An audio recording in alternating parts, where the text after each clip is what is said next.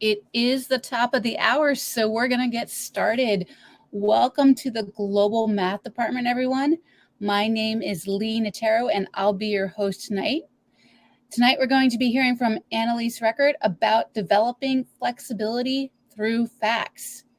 And I know we've already had several people introduce themselves in the chat, but if you haven't done that yet, please feel free to do so, telling us what you teach, where you teach, and what your Twitter handle is if you have one. So I'm going to take a moment and type that in the chat myself. Feel free to share what you teach, where you teach, and what your Twitter handle is if you have one.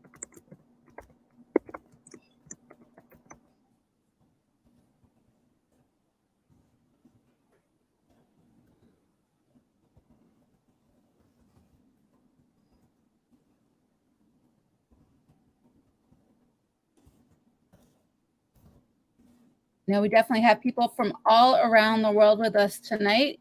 Welcome, everyone. Before I introduce our speaker, I'd like to explain how these meetings work. These meetings are recorded and are available about 24 hours after the meeting ends. To view the recording, you can use the same link you used to get here tonight. The Global Math community prides itself on being friendly and supportive. The chat room is available for topical and general conversation throughout the meeting. I'll be sure to catch your questions for the presenter to be addressed at the end of the presentation. And tonight, our speaker is Elise Record. Elise is an independent elementary math consultant who travels the country working with teachers and students to build positive math journeys for all. She's been an educator for over 20 years in the roles of classroom teacher, math coach, and now consultant. She lives in Concord, New Hampshire with her husband and their fur baby, Marty McFly. Her passion for math is only exceeded by her love of everything Disney. Welcome, Elise. Thank you. Thank you so much. All right, we're all good to go. So welcome, everyone. I'm so thrilled to be with you here tonight. We're talking tonight about fluency and how we can build a foundation of flexibility, starting with the basic facts, but extending them all to the grade level standards to really ensure every single child has a positive math journey and a connected math journey, providing that foundation of thought that will follow them all the way through. So welcome, everyone. I'm so glad that you're here. You can see here on the screen that I do have social media ways you can reach out to me. I do a lot of work. I found it to be my favorite professional math learning community is the ones online. So I do work within Facebook and Twitter and on Instagram as well. So feel free to follow me there and chime in. I do only post math things on these profiles. So you'll notice that growth mindset tree on Facebook, that logo in my profile, that's my business one. So that's my math one. You'll only see math postings from me on that. So, and also down below, you'll see that there is a link for a Padlet of resources. That's a web page. All you have to have is that link. And in fact, Lee has done a sticky note at the top of our chat bar with that link for you there. So you'll want to bookmark that link. I do add more resources as I learn about new things and new free resources. I do add it to the Padlet, so it's a dynamic webpage. And just make sure you bookmark that. But I would suggest you not look at it right now because I will lose you. You won't listen to what I'm saying now. You'll be exploring the Padlet. It's a bunch of wonderful resources for you. And so just let you know that that's there. So tonight when I'm speaking about anything, if I say it's on the Padlet, which is almost everything that I share, there is a link to it on that Padlet, which is just a web page full of resources for you. So, all right. So a little bit about my journey. And I do know I am still on this journey. The more that I learn, the more I realize I have to learn. So it's just a never ending process of learning. I'm immersed in this world of elementary mathematics. So the K5, K6 spectrum. But there's still so much more that I want to learn about and want to hone my craft, right? The craft of the art of teaching. So this journey, I began being a grade 5 teacher. My undergraduate was in sociology. So I wasn't certified to teach. I went back to get my master's degree in order to teach. And I was certified K8. But I know the only class they had me take in my graduate program was math and literature. I had college classes in math. So I guess they thought, well, she doesn't need a math class.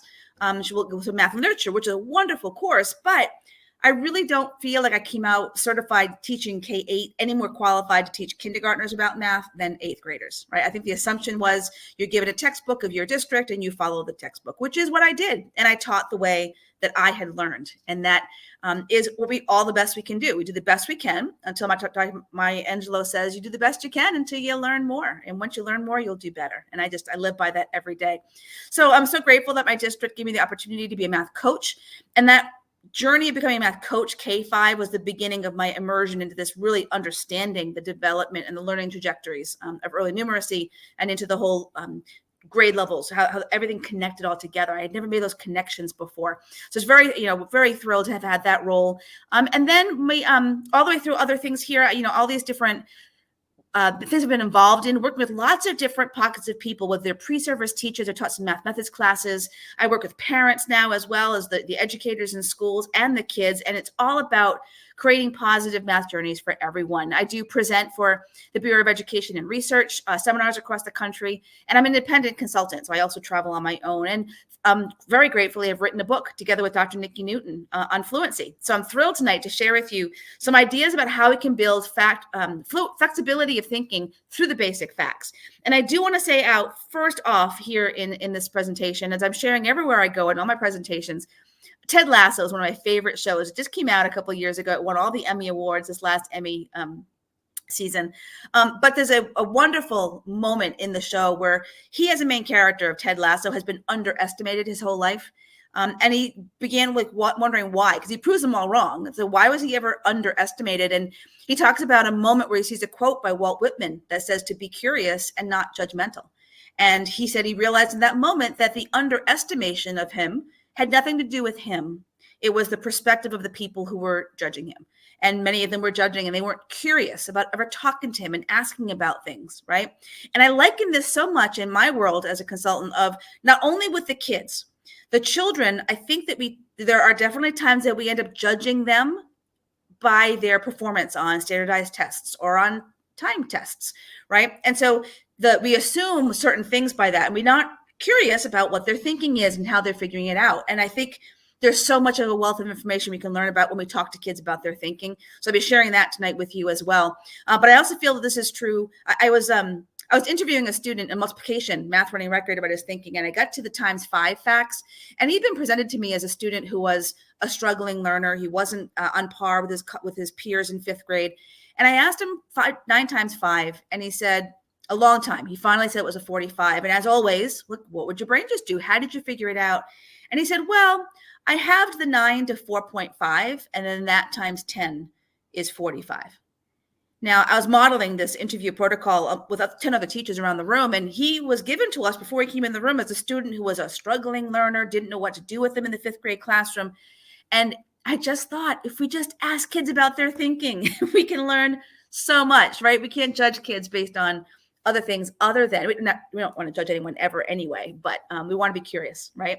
And I feel the same thing is true in my professional life as a consultant, that I come with zero judgment to anyone, but I am curious. I'm going to ask some questions, but it's not in a realm of judgment at all. So, and I know for myself, these were a lot of things I'm sharing with you tonight that I did not know about when I was a 5th grade teacher. It's been this journey that I've been on as I'm learning and growing, and I take up any opportunity I can to learn from wonderful other math educators. And I'm linked to them a lot in the social media world to find out about it on Twitter or on Facebook, of these learning opportunities. I'm just so grateful to continue my learning. So tonight I want to talk about the definition of fluency. What is fluency? So we all can be on the same page.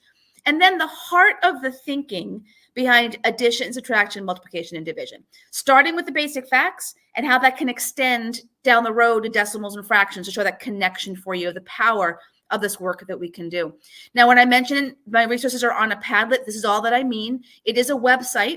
There are columns, and each column has links that go down. I can link on here videos and documents and web pages and all these kinds of resources that are there. Almost every single thing you'll see is free. There's no cost to any of these things. And so I just want to make sure I've gotten like a conduit to you of these resources that are out there to help support you on your journey of starting this math fact understanding through conceptual understanding to create that fluency as we go along with it. So if I say it's on the Padlet, that's all that I mean. It's right at the top of our chat. So fluency, as I cross the country and ask everyone, like, what words come to mind when you think of fluency? I usually get about 10 synonyms for the word fast.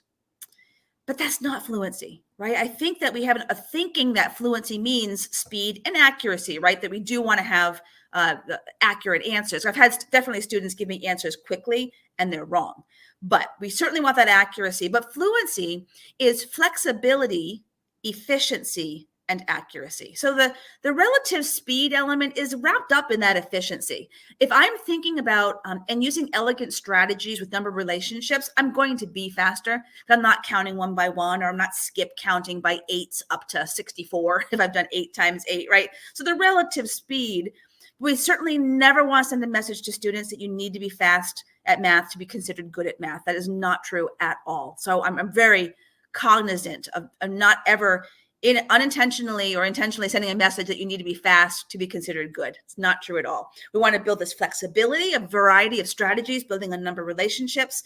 And then the efficiency is to choose the strategies that work best for the numbers that we're given.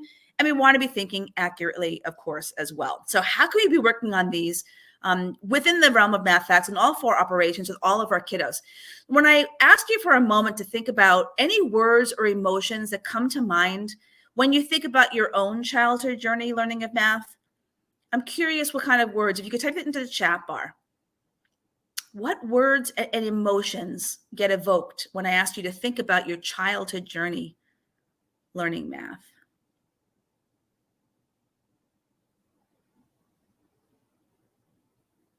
Yeah, Gina, I totally agree that a lot of educators define fluency as the speed and accuracy, in which case that's why people think timed tests are a valid measure of fluency, but it's not doing what they want it to do. And it's certainly not measuring all the aspects of fluency for sure. So yeah, some of these words here: boring, dread, memorizing. And memorizing meaning that, I believe what you're meaning by that memorizing is being that rote memorization of, here's a math fact, learn it, what's the answer, right? So flashcards usually has been the way we kind of try to get it into our brain so that we can learn that fact, so that when we think about a math fact, we are waiting for that number to pop into our mind, right? So yeah, I do see someone saying that it was easy. So it's not everyone that had a negative journey with math, but in my work with teachers across the country, the prevalent, here's an example of a wordle that happens. About 80% of the people that I meet, whether it's teachers, whether it's pre-service teachers, whether it's parents, or whether it's Uber drivers that are driving me around, 80% of them, when they find out what I do for a living, they do share with me very easily how much they did not enjoy math. It was not enjoyable for them growing up, and they felt that math was not for them. It's the first time that a lot of people begin thinking that math is not for them because they're not passing those time tests the traditional way that it's been assessed. And because they couldn't do it fast, then math wasn't for them, right? And so when I think, my heart breaks when I see these kinds of words here, these words of like anxiety, frustration, right? But also what gets me is like a word of despair, right? And tears. Like that's not associated. Those kind of words aren't typically associated with other subjects that we learned in school, right? With reading or science or social studies, but these get all the time associated with math. And so you wonder, like, what went wrong? What is it that caused this to people start feeling like math was not them? They didn't have a math brain. They weren't able to lose it. And honestly, the vast majority of people tell me it was those time tests. They tell me about the bulletin boards that are intended to be a wall of fame. They're intended with good intentions to increase intrinsic motivation of the kids. And instead, they're walls of shame. And right, they're reminding students who are not successful that they're not being successful, and that math is separating out kids who can do math and kids that can't. And these adults, 40-year-olds, telling me about the hot air balloons that didn't rise up into the sky because they didn't learn their times tables, or cars going around a racetrack, or the worst I think of all, I think, is the ice cream scoops. That they create ice cream scoops and sundae toppings, and at the end of the year, the kids get to eat the sundae that they technically earned. But I just feel for the kids who don't even get a scoop of ice cream, and they watch their peers eat a whole sundae, right? It's just not right. It's just not okay. So when we think about, sorry, it's just for that quote for a second. So I was in the room when Marilyn Burns said, "Time tests had a birth, they can have a death," and I just absolutely love that. And TJ, I know you're here tonight. I loved this tweet out that you did. We were in the same session together with John Sangiovanni when John said, "You can't fatten a pig by weighing it. You can't build fluency by only assessing it.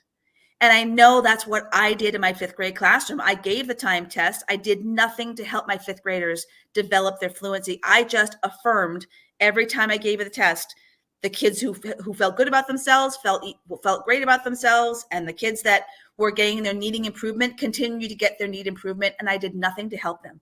I didn't know what I could do other than learn them harder, flashcards. I didn't have anything in my back pocket. So I want to share with you the thinking behind these different 4 operations, as well as resources that you have that are out there that are free to help you on this journey. The growth mindset messages, the work of Joe Bowler in Stanford, the science behind our brain, that we have these connections in our brain that we're forging all the time. There are synapses that are firing, and we have that ability to grow and change our brains.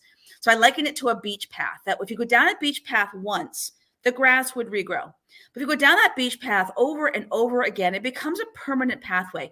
That's what we're doing in the brains of our students. We're building these pathways in their brains so they can connect what they already know to what they're needing to learn. And as they practice and practice, it becomes a permanent pathway that we can then connect new knowledge to, right? That's how the brain learns and grows. And so that's what we want to do. We want to give the students this opportunity to build these pathways. And I love this quote by Joe Bowler, that different achievement levels of our students is a result of the varying levels of experiences creating pathways in the brain. It says nothing about their potential for all students to learn, right? I do hear some teachers sometimes saying, oh, he's a red kid. He'll always be a red kid. And I just want to scream because he's 7, right? We can't write off this child's math journey at 7 because of any kind of testing we did that determines he's in the red, right? No, every child can learn, but we've got to give them those experiences to have those connections made for them. So in our typical math fact journey that our students go through is typically when we think about adding and subtracting, right? Kids begin counting all, but they also then begin counting on. And a lot of our kids are kept in that level of thinking of counting on, and they're asked to memorize their facts. So when they're doing their math facts, and typically when we ask them questions and they've gone down a route of memorizing them, as you can see this little girl, I love her face, that moment was so precious. They wait for the number to pop in their mind. They answer to what you've asked them. They wait for the number to pop in their brain, and then they just tell it to you. And for me, the whole issue then is like what happens in that moment, right? And traditionally, we have given them time tests to assess how they're doing on that journey. So that one journey is what a lot of people have gone through. Is what I implemented in my classroom before I became a math coach and learned better ways of doing it. But I want to share with you another journey, which is a journey that involves building number sense, number relationships, using quantities within numbers and becoming flexible with that thinking. So for example, to have a math tool talk where you have like a rec and rec, you can say here, or to ask the students, how many beads are there and how do you know? And students might say, well, first of all, students might count them all up. So it tells me they're in a counting all phase of reasoning. Then other students might say, well, I began with the 6 on the first row and I counted on 7 more. So I know they're in a counting on phase of reasoning. But other students, we can move into this additive reasoning of number relationships of quantities within the 2 add-ins. So some students like the color coding with the 5 to say, well, I know 5 and 5 is 10. And I have 1 more in the 6 and 2 more in the 7. So I can rename this into 10 plus 3, which is a lot easier for my brain. And I don't have to count on that 3. But yet other students might say, well, I know my doubles facts. And if I know that 6 and 6 already make a 12, so I don't have to count any of those, I can reason that 6 plus 7 must be 1 more than that. It must be the 13. I've also had students tell me they knew 7 plus 7 was 14. So 7 plus 6 is 1 less. So they're using their doubles to help them. And yet other students might say, well, I'm going to break apart that 6 and give 3 of it to the 7 because I know 7 and 3 make a 10. And I can then also rename this into 10 plus 3, right? So it's going to be easier, more efficient for my brain. So that kind of developing that flexibility and allowing students to have the freedom to choose efficient strategies that work for them. How can we have them practice that thinking? Well, in the context of games. We can be observing them while they're playing their games. We can be listening to their thinking, how they're figuring it out. And then how can we find out where they are on that journey? I absolutely love Dr. Nikki Newton's math running records. They are an interview protocol. They are free. There's one version for each operation. They're available for free on her site. I'll share you a resource in a second. But it's us talking to kids about their thinking. And when we build our own math minds, to know that trajectory of that learning progression, we can see exactly where they need to begin working, what set of facts they want them working on. And within those set of facts, where are they on that counting all, counting on, using derived strategies, that's the good reasoning thinking on their way to mastery, right? So that's a journey I want to suggest and show you a little bit, a peek into each of the 4 operations and how we can find out what the kids are thinking to help us create instructional responses in our classrooms, both whole group and small group, and individual practice with the kids that can help every single student move forward on their fluency journey. So this is what it all comes down to for me. This image of this little girl that I was interviewing, I asked her questions and she would do this. She would look off into space and she would wait for the number to pop in her mind. And I'd ask her, so what did you think about? She's like, well, I looked off and then, oh, I heard 6. Like you can watch their face like, oh, it pops into their mind.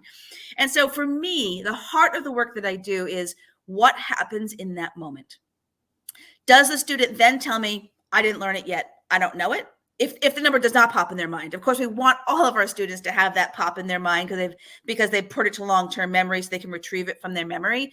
But what happens if they don't, right? Do they have a disposition of, well, I can't figure that out for you, sorry, I don't know? Or do they revert back to some counting or skip counting of multiplication? They're going back to a previous phase of reasoning. We want them to be able to fall back on the thinking and reasoning in the context of what they're working on. So if they're doing adding and subtracting, we want them to fall back on additive reasoning, like using doubles and near doubles and the tens, versus going back to counting, right? If it's multiplication and division, we want them to think multiplicatively and not skip count, which is that additive way of thinking. So it's all about that moment. What do the students do when the numbers don't pop in their mind? They've not put it in long-term memory. What is their disposition? I love this graphic. Pam Harris put this graphic together, and it really was transformational for me to see this in a visual way. This is the K-12 journey of our students. So students begin in that counting phase of reasoning from birth into typically kindergarten level. The whole world of kindergarten is counting and cardinality. So all that sophistication, and there is a world of early numeracy going on down there. That is crazy complicated and so much expertise needed for that. But within that world of counting, we have them counting on. We have them counting on from the larger add end, even if it comes second, right? All that kind of sophistication. And that's totally applicable for those children at that level of thinking, right? But additive thinking comes into play in grades 1 and 2. We want to help the students move toward reasoning with groups of numbers within each add end. For example, the doubles to help us, or the bridging to make a 10. So we're breaking apart numbers and reassociating them well in ways that are easier for our brain, and we're not doing that counting anymore. We're thinking about in that additive reasoning. As our students move into grade 3 to 5 and work on multiplicative concepts, multiplication and division, we want them to be thinking multiplicatively, which is part of the journey, is that skip counting as part of that journey, but we don't want to leave our kids there. We don't want, when we ask 5 facts, if they don't know any 5 facts, that they skip count by 5s starting at 5 to get up to 45. It's just inefficient, right? So we want to make sure we're helping them be having that moment. If I don't know it, I can think multiplicatively. Grade 6 to 8 is that proportional reasoning band, and then high school is that functional reasoning. So I've loved this chart, and I think it explains so much when our middle school students are not being successful in that content. When you think about what their thinking is in that content, it could be skip counting with fractions to get an equivalent fraction, right? Like it's just, this really is a helpful graphic for me to be able to think about that development. Now, on the Padlet of resources that I've given you, I have created a chart from the research of what this developmental trajectory is for each of the operations. This is what we want to be aware of as we're doing an interview with a child. I love the math running records because it's all research-based by Dr. Nikki, but we're listening for these thinking. And this whole cycle here, this journey, resets with every set of new facts. So it's not just in one level of thinking. Like they do this, they might have mastered all their facts within 10, but then you ask them a 6 plus 7 and they go back to counting all. I've seen that happen. So it's being aware of this trajectory. And it's wonderful to share with parents as well, so parents understand this. So many of our parents think that math facts are just to be memorized and that there isn't any other thinking to go on. But just to let you a little insight here of the counting all versus counting on. And then typically kids have been asked to go off and memorize, and that I would love students to all have these in their long-term memory, but it's not working. A lot of students aren't doing that, and they begin thinking they're not math people, right?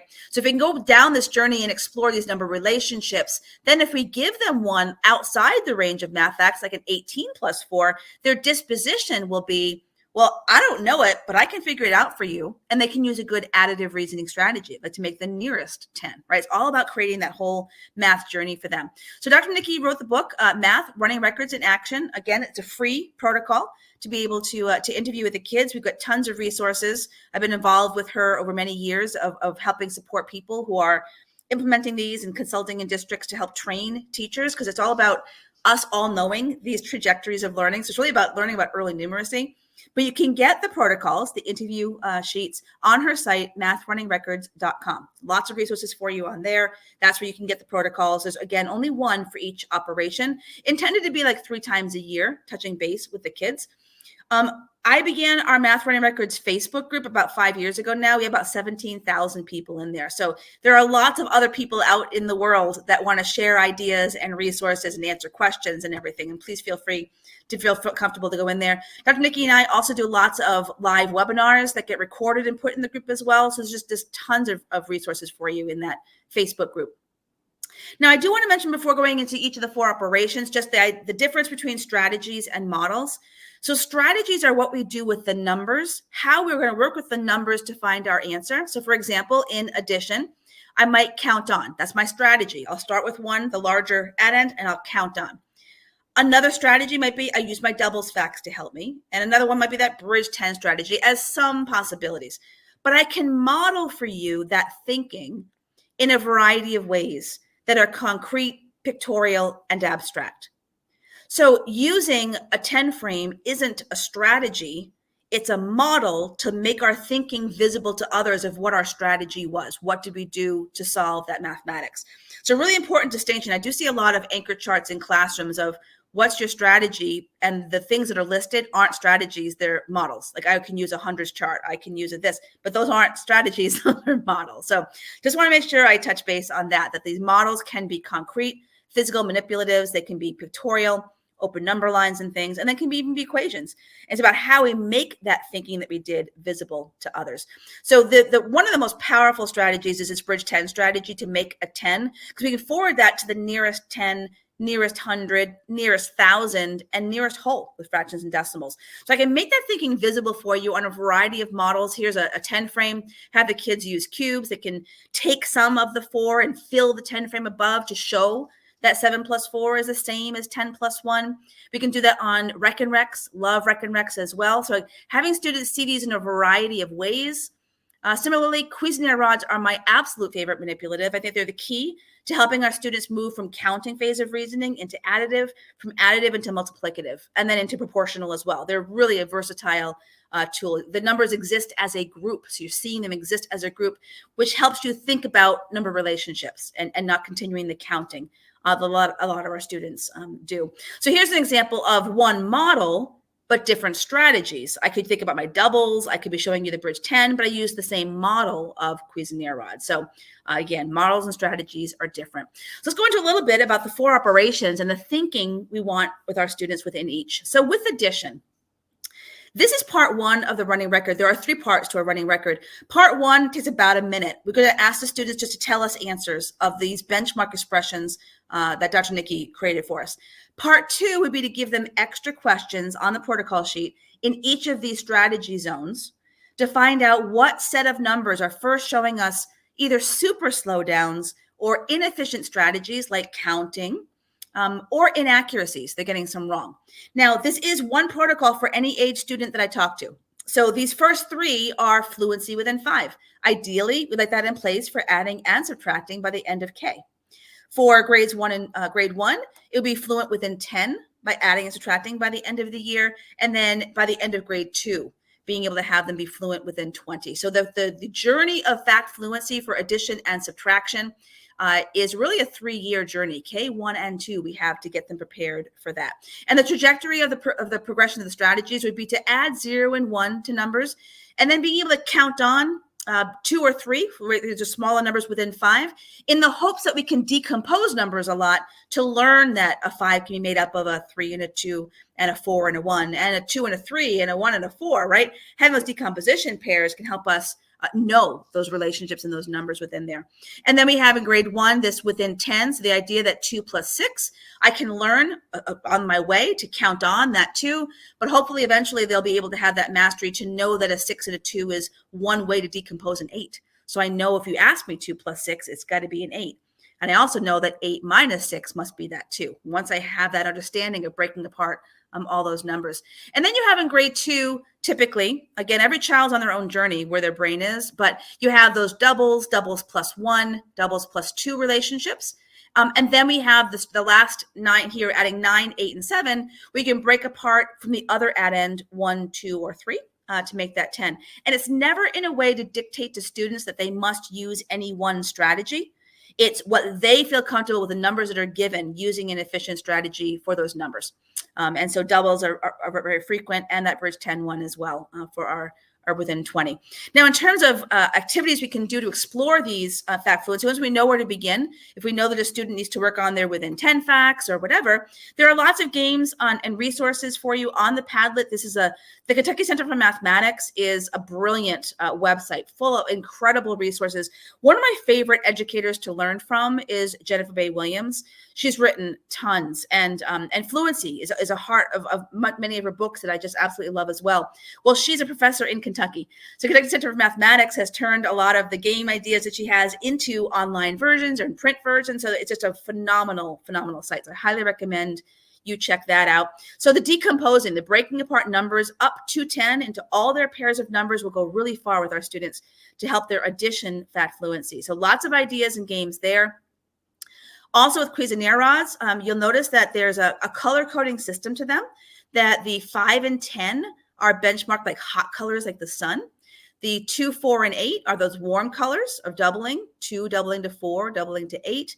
The 1 and 7 is black and white. And then the multiples of 3, 3, 6, 9 being these cool colors. That will help our brain to retrieve it from memory of what these rods are and the relationship that the rods are to each other. So I absolutely love those. You'll find on my Padlet a 5-page document that I created telling you how I get started with these with kids in the classroom and how, whatever age student it is, how I get going with these to help them introduce to the Cuisinart rods.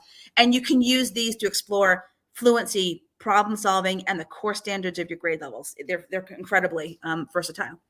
Now, I can use the Cuisinart rods here to make it visible how we can decompose all the numbers up to 10 into all the pairs that make them up. And we can visually see the patterns happening as we do that when we do it in a systematic way.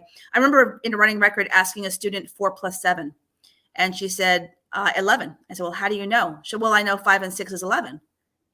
And I thought she misheard me. And I said, but I asked you 4 plus 7. She said, well, yeah. So I took 1 from that 7, gave it to the 4, and I just changed it to 5 plus 6, which is the fact that I knew. It's like, holy cow, right? So the kids, when they grow up learning these number relationships, they'll become much more flexible than I think my rigid mind ever would have thought have. So, and as you can see here too, like the even numbers are the ones that have 2 of the same rod. It's a doubles fact, right? And you also can see, oh, excuse me, sneezing.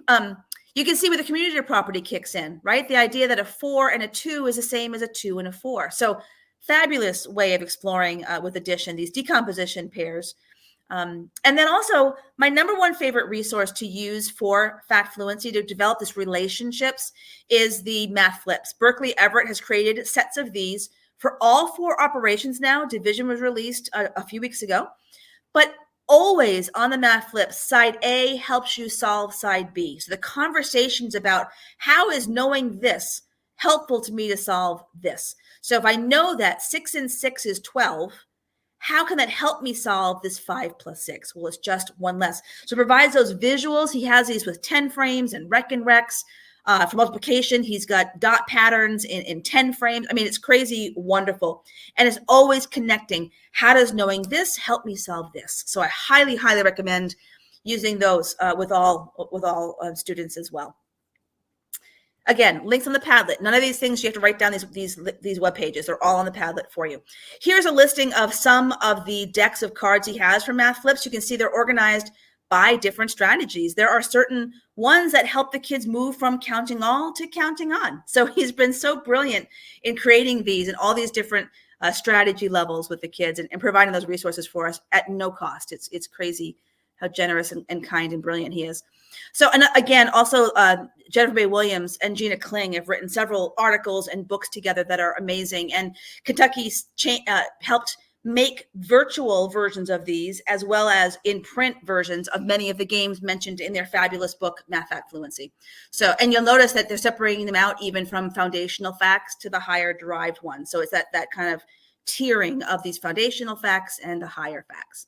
So again, lots of ideas of playing games. One of my favorite games is Lucky 13, where you pass out cards to kids, or this is the virtual one where they have to get as close to 13 as they can. So they're going to use 2 cards because you're working on fact fluency with 2 add-ins. Use 2 cards to get as close to 13 as you can. And then these are all free, Gina. Yes, all these resources are free. You're getting as close to 13 as you possibly can. And you might go over it. So as long as you're just like 1 away from the target of 13, you're good. And your score is how far away you were from the 13. So they're having to do lots of different math facts thinking. It's not just one fact and they're done. It's like you're going to play with the numbers that you have of, can I get closer to 13? So love that game called Lucky 13. And again, you can play it with cards or play it even online in this version as well. Now, when we think about the future impact of that thinking, we can do number strings with students. I'm doing one here to show you the K5 journey, but we can do number strings with students that link together expressions that have the same thinking. So if we were, let's say, one way of thinking about how we can add numbers together, when I have 98 plus 54, many students that I've met who've done the traditional algorithm or the US traditional algorithm of stacking the numbers and adding by place value, starting with the ones position, those students tend to want to do that forever and not think flexibly, but it's very inefficient and it's very hard to do that mental math, right? Whereas in this example of 98 plus 54, 98 is just 2 away from 100. And that 2 exists in that 54. So if I'm comfortable decomposing numbers in flexible ways, I can take 2 from that 54 and reassociate it with a 98 and rename that expression into 100 plus 52. And that's the answer, 152. And I'm done, right? And there's no counting. So often our kiddos do the traditional algorithm, the US traditional algorithm, and they don't know their facts and they end up counting on with the facts. So their thinking is counting and not that additive reasoning. Now, this one can also graduate to 3-digit numbers. And again, this strategy may not work best for some numbers that we're given, but it's an option. And if it's an option, I'm going to use this one and be kind of smart lazy, right? Get my answer without having to do too much work. But what's so powerful, I think, is when we hit adding fractions with same denominators in grade 4 in the US standards, that 4/5 plus 3/5, for so many kids, it becomes a procedural add numerators, keep denominators the same. And then it feels weird. We've called them improper, like they're not okay as fractions if the numerator is more than the denominator. And then we have to go through a whole rigmarole of trying to convert that fraction greater than 1 into a mixed number. But if we explore this through decomposing to make friendlier numbers for our brain, 4/5 is just a fifth away from a whole. And that 1/5 exists in a 3/5. So when our students learn about fractions, the whole number sense trajectory resets itself. Kids need to be oral counting by fractional amounts. They have to be experiencing that unit fraction and the decomposing of fractional amounts. So we can unlock this journey of just take 1/5 from the 3/5 and rename that into a whole plus 2/5. And I'm done. It's 1 2/5, right? Similarly with decimals, I had so many kids in my classroom. I had in my lesson plans adding decimals for one day because I thought to myself, well, how hard is it really? They've been adding forever. They've been doing like 6-digit numbers in this traditional algorithm in grade 5. All I have to show them is how to line up decimal places and then just add as usual and plunk it in the answer, right? For me, it was all about that answer getting because I didn't know anything better. But now I know, and I have kids that after I taught them how to do that, they weren't successful to mimic it back to me. So I thought they were my struggling learners because they weren't just following the procedure. They would tell me the answer was 13 hundredths. And I said to myself, they had no number sense. but I did nothing to help build their number sense either, right? It was just, but now I know that I could be exploring it in these horizontal ways so kids aren't tempted to just to stack them and add them up, but to think about 8/10 is 2/10 away from a whole. And I can get that from within that 5/10. Or maybe I even want to break apart that 8/10 into 5/10 and 3/10, decompose it, and combine my two 5/10 together to make a whole, right? Like that thinking is that flexibility for the making sense of the students on their part. They're constructing their understanding of that. So the future impact is crazy powerful. I mean, if we begin thinking in that way, and then we come back to this traditional US algorithm where I'm adding 8 plus 7, but I don't know what it is. So I'm counting on the 7 from the 8, and then I'm regrouping. Like it's just, it's counting. They're not doing any additive reasoning and having any number sense. So a summary of this addition, that we want to help move them into that additive reasoning and beyond the counting on and counting all. We want them thinking about what groupings of numbers within them can I reassociate to make them friendlier for my brain. That the heart of that thinking is to break apart those numbers, put them back together in friendlier ways, right? For all sets of numbers that we have. Now, subtraction, I find each of the 4 operations is very different from each other. I find it's the Achilles heel of the vast majority of students that I meet, and that's only because I haven't even asked them about division, because adding and subtracting and multiplying are taking out the kid. Just that's enough on our plate, right? I'm sure if I talked about division with kids, I'd find the same thing as subtraction, because we don't typically do as much instructional time with facts on the operations of subtraction and division. But it is so crucial that we do, and we can connect it to the core standards that we're working on. So let's talk for a second about the heart of subtraction. Once again, this is the protocol for the subtraction interview on the math running record. The goal by the end of kindergarten is to have students be able to subtract fluently, right? Flexibly, efficiently, and accurately within 5. By the end of grade 1, within 10, and by the end of grade 2, within the 20. But I don't find this to be as linear a journey as I do the addition. Addition, I find they go from 1 to the next and 1 to the next. And actually, if a student at 6 plus 7, that first doubles plus 1 fact, if they tell me I'm breaking apart that 6 to make a 10 with a 7, I'm zooming them to the end to work on all the facts, do whatever strategies that you want. You've got the freedom to do that because they have that flexible thinking, right? But in subtraction, I find that the within 10 gets the vast majority of kids, including upper elementary students, because they've so often gotten into a habit of subtraction as being count back. They only think of subtraction as being a situation where things get removed or broken or get eaten. So they think about counting back and removing that subtrahend from the minuend. So when I ask them in the zone of within 10, the extra questions that we have in part 2, the first part 1 takes about a minute. But the part 2 is a good 7-8 minute conversation with the child, asking them, how did you do it? What did your brain just do? Show me on your fingers, tell me out loud. It's that real deep dive into each of these strategy zones and find the first one on this progression where we find some issues. That's where they're going to just begin working to continue on their fluency journey.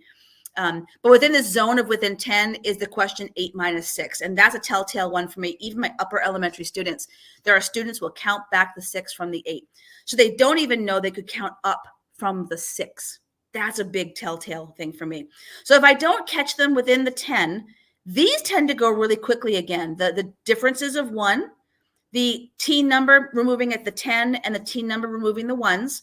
But here's where I get a lot of kids. The same child who knows that 7 plus 7 is a 14 for a doubles fact does not recognize that 14 minus 7 is the related half fact. So you got to be able to have them practice so that they can visually recognize those half facts. 18 minus 9, 16 minus 8, 12 minus 6, all those half facts to connect that to the addition. And this progression of addition and subtraction, it is not do all the addition and then start subtraction. It's adding and subtracting within 5, adding and subtracting within 10, adding and subtracting within 20. That's the journey we want our students to go on instructionally.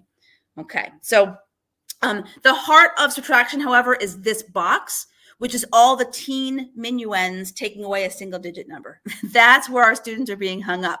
And they're being hung up even in the upper elementary grades as they're doing the traditional US algorithm of subtraction within the context of a division problem. I see them all the time. They're doing their regrouping and then they're counting back the facts in that subtraction problem. So we've got to fix this. We got to fix this. So again, I have another chart for you of the progression of subtraction in terms of counting all and counting on and what it looks like. And the heart of subtraction, which is that flexibility of knowing I can remove the subtrahend, but I also, another context for subtraction is the distance between the numbers. It's that comparison where if you have $15 and I have 8, how much more money do I need to have the same as you? Right? I didn't give any money away or buy anything. I'm phrasing it into that comparison story problem of additive thinking. How much more do I need to get up to that 15? So we can encourage our students to start with the 8 and they can count on one by one to get to the 15. But eventually, let's use 10 as that bridge. Start with the 8. It's 2 more to get to 10, 5 more to get to 15. So the distance is 7, right? Okay. So, and again, with the subtraction within 10 and the decomposition will help us in this journey to get that fluency within 10 set. So if I know that a 6 or an 8 can get broken apart into 6 and 2, when you ask me 8 minus 6, I know it's 2 because that's one way. It's a decomposition pair. So that can go a long way for us. And here's a visualization, concrete, pictorial, and abstract of the thinking when I'm thinking removal, that if our kids are counting back one by one, we can encourage them to count back in 2 chunks using 10 as a bridge. So 15 minus 5 gets me to 10, minus the 3 more that's in that 8. Again, I've got to know that decomposition of 8 in order to do this.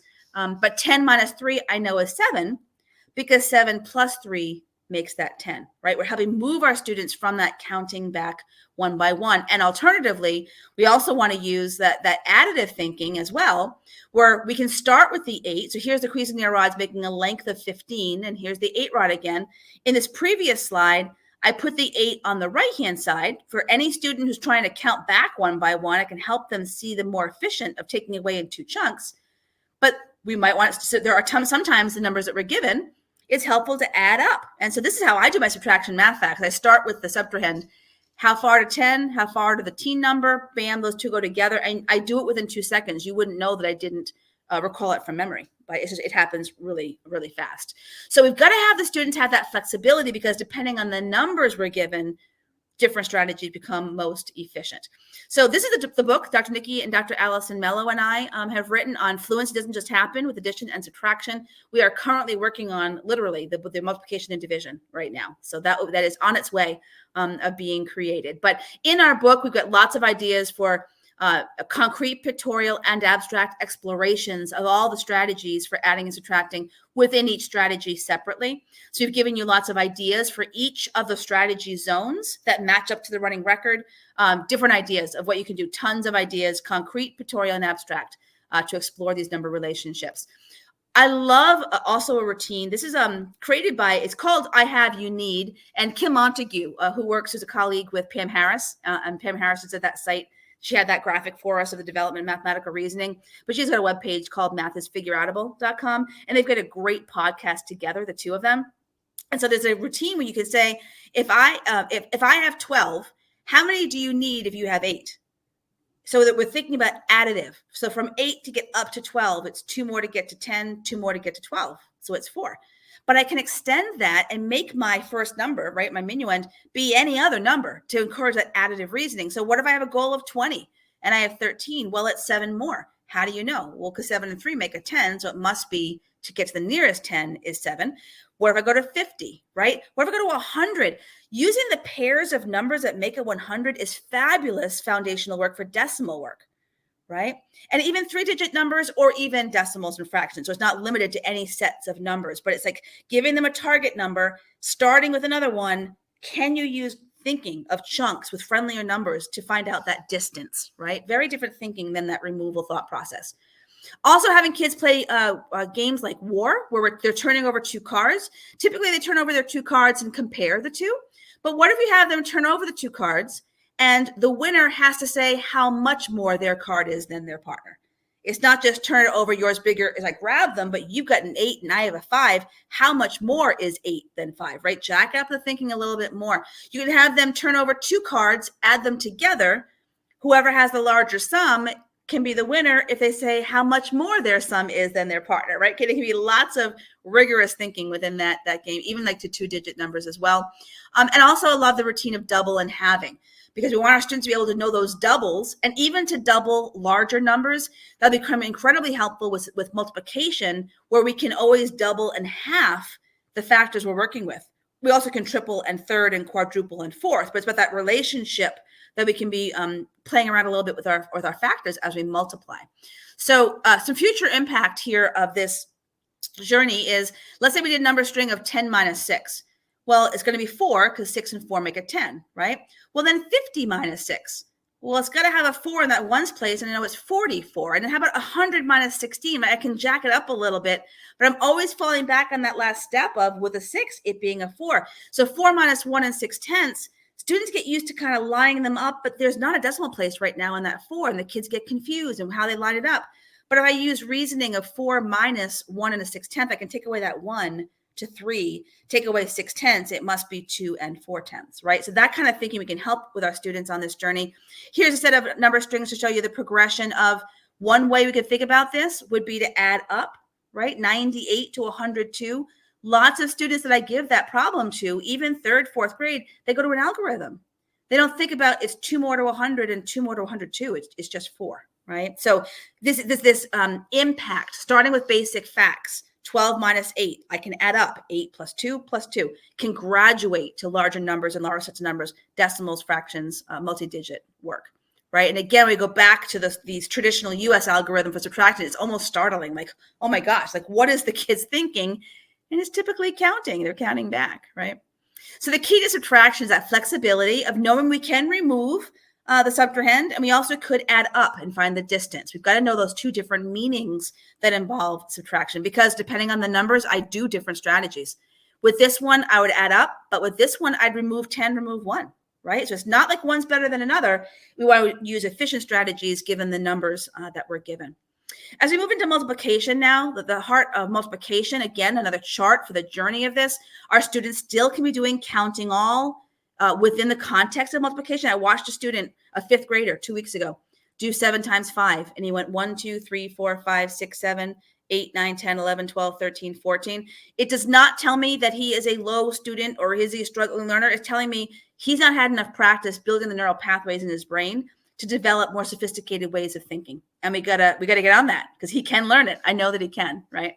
So, so this counting all progresses to the skip counting on this journey, but we don't want to leave it in skip counting and then have them try to learn them by memorization. We want to explore these flexible strategies, breaking apart the factors in a variety of ways to capitalize on things that they know, so they can figure out ones that they need to know. And I can always tell the students who have memorized their multiplication facts only. I think that when parents give birth to a baby, they know the one thing they're going to have to do with that child is to help them learn multiplication math facts.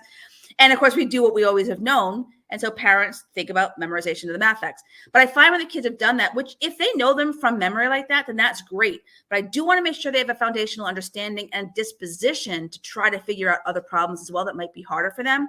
So what I always do is if I give the running record and they ace all the multiplication facts, then I'll ask them 4 times 17. And the students that have not had the development of number sense yet and flexible strategies will tell me, I didn't learn that one yet, and they do not answer me. Other students might say, well, I don't know it. I don't know it offhand, but I can double the 17 to 34 and double that to 68. Like they have some kind of way, whether it's breaking it apart by the 10s and the 1s and distributing it, right? They have a way to deal with it, and their disposition has improved because they're wanting to try it. They know they can figure it out. So again, the thinking within a multiplication, there can be some actual counting one by one. There's skip counting, and I can make that visual for you on a model of the number line here. But let's say like times 9, we can explore that times 9 is one group less than times 10. And I can model that thinking for everyone to see and make that thinking visible on an open number line, or a number line here, or an open number line where I've gone to the 10 groups and removed a group, right? All about making that visible to students. With Cuisinart rods, of course, the rods are existing as a group.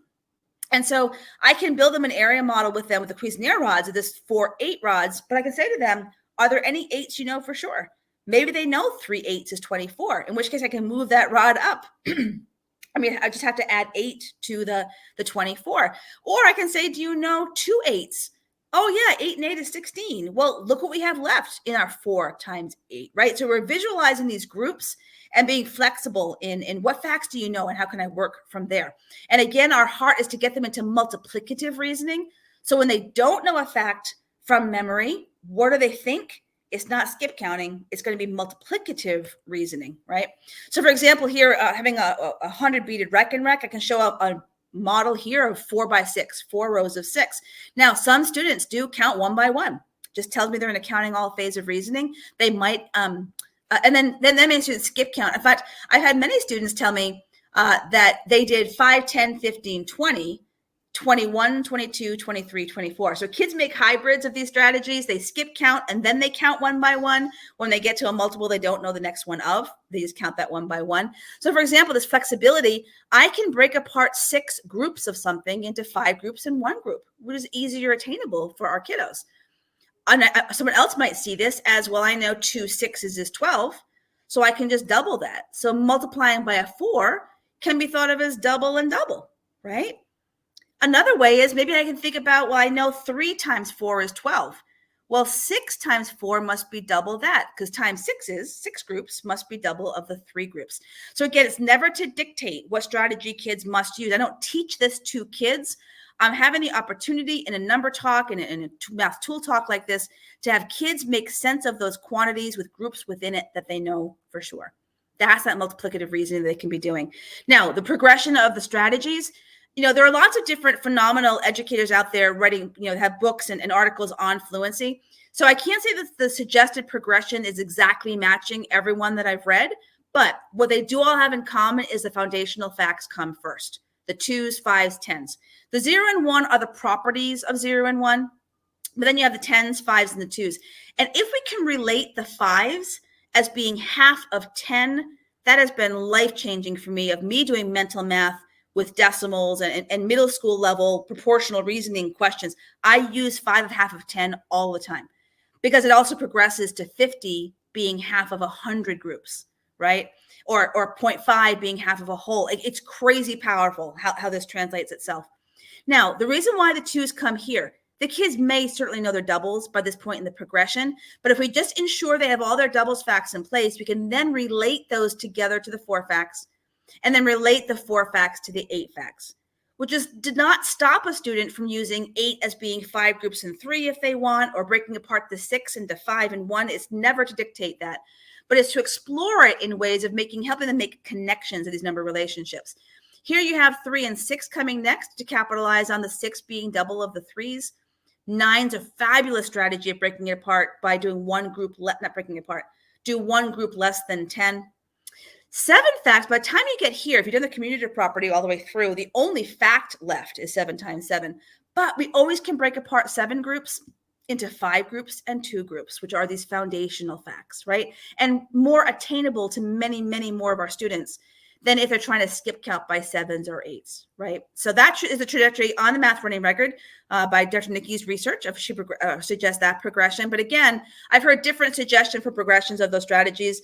We can't hurt a child by exploring number relationships, right? It's just having that exploration. So here's an example with Cuisenaire rods of how 8 groups of 6, this is a 6 rod. So 8 groups of 6, I can think about, well, do I know 4 groups of 6? Well, that's 24. So 8 groups is double that. And if I don't know the 4s, I can think double first and double it again for the 4 and double it again for the 8. So just making this thinking visible for the kiddos. Again, the math flips, there are tons of them for multiplication as well. We have that discussion in side A of how many is in that array. Well, it's a 4 by 8 array. It turns out to be 32, however our students get there. And then how does that relate to side B? How does knowing that 4 by 8 array is 32 help me solve an 8 by 8? So you can see that it's just a double, right? And he turned this one gray, so you can visually see that relationship. So these are his related doubles facts set of cards.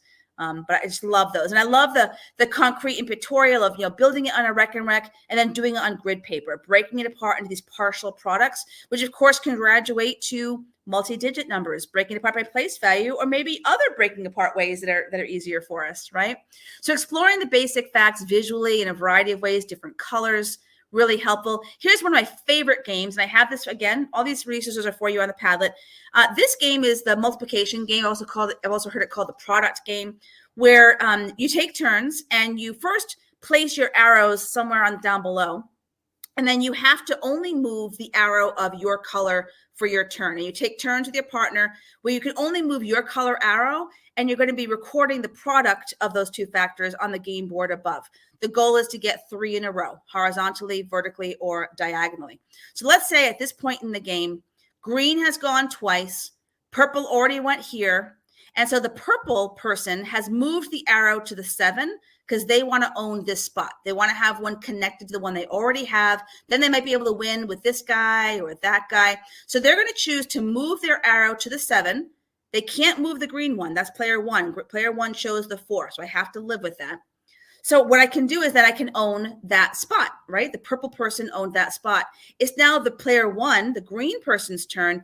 They have to move this arrow to any of the other factors, but they have to use the factor that player 2 chose. So they have to use the 7.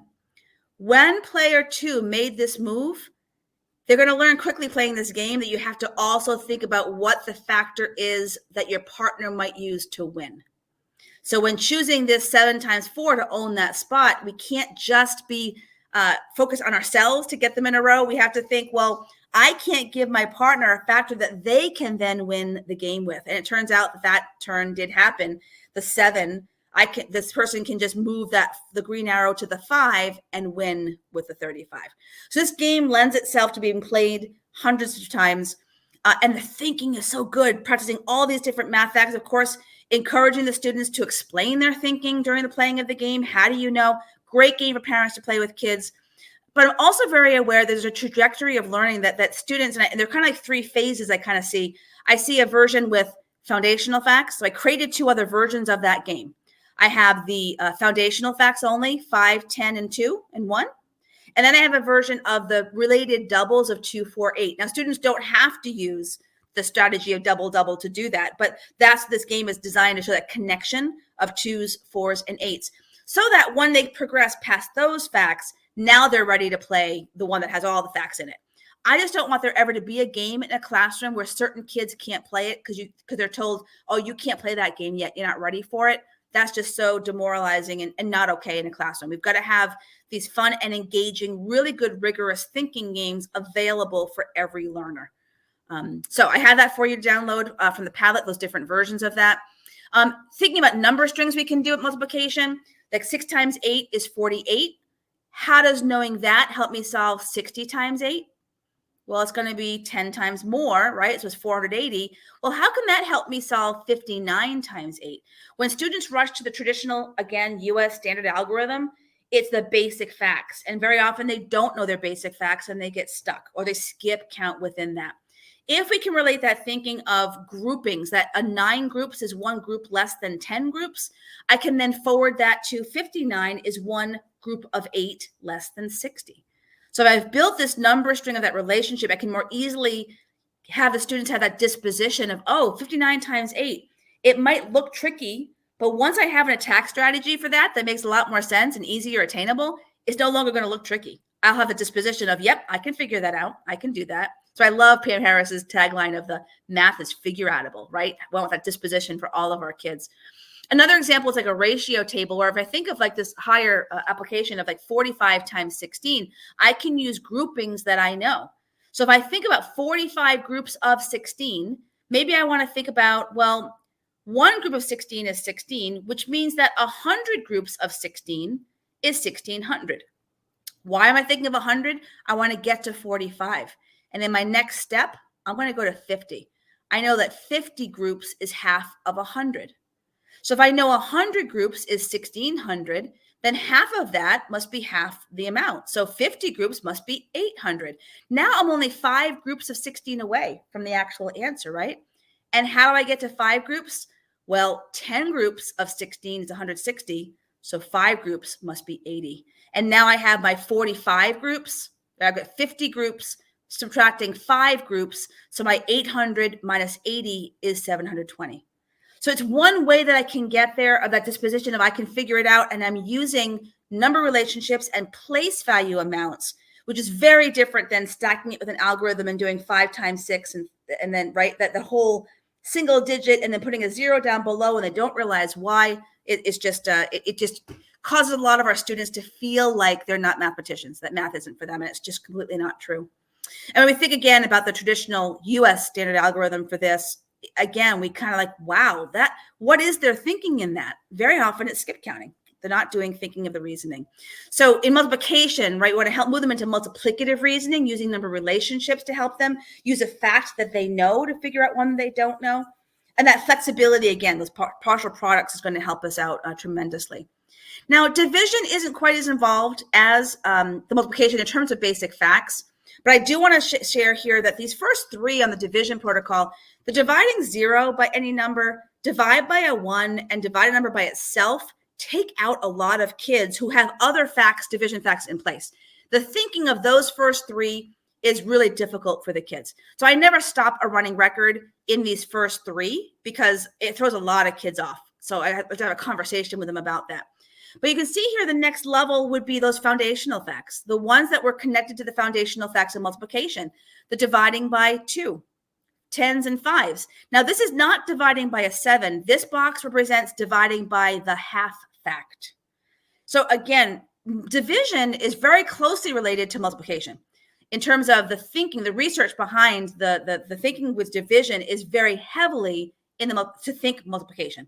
So when you're asked 14 divided by 7, think 7 times what is 14? Oh, 7 times 2. So that working on the multiplication math facts is so crucial to be able to unlock this division thinking as well. And then you have the more higher, derived factors, again, as well, right?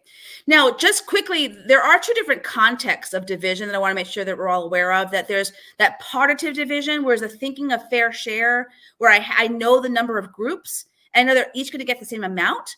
So if Catherine has 12 cupcakes and I'm solving 12 divided by 4, in a partitive context, it would be, I've got 12, I give 1 to each person, and that 8 is left, and I give 1 more to each person. Now there's 4 left, give 1 more to each person. My pile is gone, I gave everyone 3, right? But it also is a meaning of quotative division, which is the measurement version of division, which is the size of the group is known, it's how many groups, that's the unknown. So that would be similar to, I take away 4 from my 12 and I make 1 group. I take away 4 and make 1 group. Take away 4, the last 4, make a group. I've made 3 groups. So this is the work of cognitively guided instruction, these problem types. Thomas Carpenter and his colleagues, fabulous book about the thinking of the kids again. But in terms of division, math fact, fluency, if we're having kids fair share, a 36 divided by 9 is just so inefficient. So what is the help? What can we help our students move in their thinking to in that moment of 24 divided by 6? Okay, 6 times what is 24? Numbers are popping in my mind. So what do? I don't want kids skip counting. I want them thinking multiplicatively, and the area model can help us get there. So with Cuisenaire rods here, you're seeing a distance of 24, and I can think in quotatively, how many 6s are in 24? So I can line up the 6 rods and see how many of them match up to be that 24. And there might be a remainder with division situations, of course. But then what I have the students do is take those same 4 rods and make it into an area model where the divisor is this vertical distance and the horizontal distance is what we're trying to figure out. So if you think about the traditional way of writing a division problem, right? We have the area of 24. We have a vertical distance of 6. If I find out this distance up here, then that's the quotient. So 24 divided by 6 is 4. There are 4 in that distance across the top, right? And that model will forward itself to other sets of numbers we're working with. So if I'm asked 56 divided by 8, and I think, okay, 8 times what is 56? I don't know. Well, what do we know? And a lot of students that I meet know 8 times 5 is 40. We can use that as a benchmark. So if I know that 8 times 5 is already a chunk of 40, I can decompose this 56 and say, well, what's left in that 56? 16. How many 8s is that? 2 of them. So the 16 is that area in here. It's 2 more groups of 8. What was this total distance? It's 7.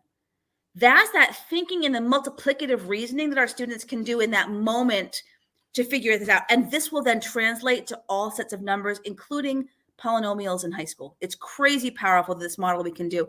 Here's an example with a larger number, let's say 256 divided by 8. Well, if I can think about my multiples of 8 and multiples of 10, right, then I can think about, well, I can do an 8 by 30. That's 240. There's a big chunk. What do I have left? 16 more. It's 2 more. So it can be 32. This thinking can do unlocking a lot of mental math with our kids. If we give them the opportunity to wrestle with this as a mental math problem, then of course they can write it on paper as well. But this thinking is that connecting it to multiplication, so powerful. Right. So the division summary is we want to help them move into that multiplicative reasoning and that flexibility of being able to use those partial products and break apart that dividend into chunks that are easier for our brain to work with. Really super, super powerful. And for the last few minutes here, thank you so much for hanging in. I know it's late, but I want to give you some ideas for games for any operation, any set of strategies. Have the kids sort flashcards or dominoes by the strategy that they would use to solve it. Don't sort them by the sum or the difference or the product. Have them sort it and articulate what strategy they would use. I was a small group instruction person when I was a math coach helping in classrooms, and I would just change the titles of the strategies, whatever the students were working on. We gave a math running record to every one of our students. We actually gave them 2 operations. So we knew exactly where they had to work in 2 operations. So then in my workstation, the Fluency station, they would come to me. I could put the different strategies that they're working on and some to practice that came before it. Then the next group that came over, I always had an other column because you do not want to pre-sort dominoes. That's just a nightmare. No, thank you. So instead, you have a column for other. If it doesn't fit a strategy you're currently working with, it goes in the other column, right? So that's a great idea of sorting things by the strategy you can use to solve it. These games, again, are on the Padlet for you with a description of how to play the games again. This is a game called Kaboom, where you can write the expressions. Again, any operation, any strategies within it, but I color code the strategy zones so I can put them in different baggies so I can differentiate what problems are in the cup for that child. We're all playing this fun game, but some kids have in there every subtraction fact, and some kids have all the facts within 10 subtracting. They don't have the higher teens because they're not ready for those yet, right? With that purposeful practice in their zone. Another game is Power Towers. You put the expression at the bottom of the cup and the answer on the inside of the cup. So as partners, you can double check my answers, make sure I'm right. If you get it right and explain your thinking, you get to put it on the tower and build these big towers of the cups. But you can see, again, I'm differentiating it. This is my baggie of my ×4 facts, plus some of the review that come previous in the progression. Here's a baggie full of just subtraction within 10. There aren't going to be any in the teen numbers if that child is needing to work on subtraction within 10 facts. You can differentiate those experiences, those fun and engaging ways. And lastly, we've got to enjoy that. We've got to get the parents involved in this journey. So I do a lot of work with parent nights with districts, facilitating that learning and having parents and kids explore math in these fun and engaging ways. And I really think it's the key to help the math fact problem because I hear it all the time. The kids don't know their math facts. If we can help the parents understand how we can explore math facts in these ways that build number sense, they can give the productive practice at home, playing the games. That's a zone that parents can help out with and feel comfortable and not get sent back to their anxiety and dread of their own childhood journeys learning of math. So there are some phenomenal educators giving free resources specifically for parents. So there are podcast episodes for them on the Math is Figureoutable podcast. There are web pages like Math Before Bed and Bedtime Math that are designed to give prompts for parents to talk to their kids about their thinking. There are Facebook groups. Math is Figureoutable has one, as does Dr. Hilary Kreisberg and Dr. Matthew Baranvand, who have written a book of adding parents to the equation. They have a Facebook support group for parents. So I wanted to connect parents to these amazing resources out there that are designed for them. So please feel free to share both links you're getting tonight. The Math RR one is Fluency based for the math running records, but really it's Fluency resources. And this one is for any person working with kids and wanting to learn about math now. There are supports and resources that are free out there for them. So I just love this quote here. And it's not just for the kids. It's educators that I meet. It's cashiers checking me out at grocery stores when I'm wearing my math t-shirts, right? It's for everyone. It's not the math itself. It's that feeling of the embarrassment and confusion they had, that they felt that they weren't, able to do that work when they absolutely can. We explore it in these fun and engaging ways and in visual ways that make the thinking concrete, pictorial, and abstract and make those connections. can be a passion. It can be life-changing, truly.